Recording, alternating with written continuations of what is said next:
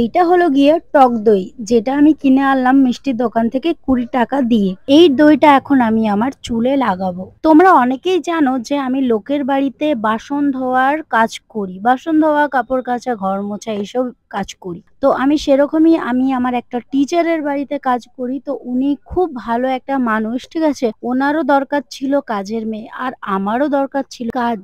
তাই মিসের বাড়িতে আমি কাজ করি। তো যাই হোক, কাজের কথা তোমাদের অন্য একদিন শেয়ার করব। তো মিস আমাকে বলেছে আমার বাড়িতে এসে ভিডিও করিস না, মিস হাইড রাখতে বলেছে। মিসের নামটাও আমি নেব না, শুধু মিস তোমরা জেনে রাখো বাস।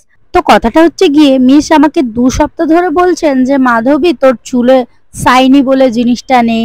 কত সুন্দর সবার চুল সাইনি সাইনি লাগে, সিল্কি সিল্কি লাগে, কত সুন্দর চকচক চকচক করে। তোর এরকম চকচক করছে না, তুই না দই লাগা। 2 সপ্তাহ ধরে মিস বলছেন। তো ভাবছি যে মিস যখন এতবার বলছেন, তাহলে দইটা লাগিয়ে দেখি কেমন শাইন করে, কিরকম চকচক করে, কেমন লাগে। তো দেখো, লাগাতে লাগাতে আমার ঘাড় ব্যথা হয়ে গেল। ফাইনালি লাগানো হয়ে গেল তোমাদের সাথে কথা বলতে বলতে। তো এবার বাড়িতে সমস্ত কাজ টাজ আমি করে নেব, তারপরে লাস্টে স্নান করার টাইমে মাথাটা ধোবো। তো চলো কাজগুলো করে নি। তো বাড়িতে আমি সমস্ত কাজ টাজ করে লাস্টে মানে প্রায় 3-4 ঘন্টা দইটা লাগিয়ে রেখেছিলাম। তারপরে এখন দেখো চুলের সাইনি, সত্যি সাইনি ব্যাপারটা মনে হচ্ছে চলে এলো গাইস। তো আরো কয়েকদিন লাগালে বুঝতে পারবো।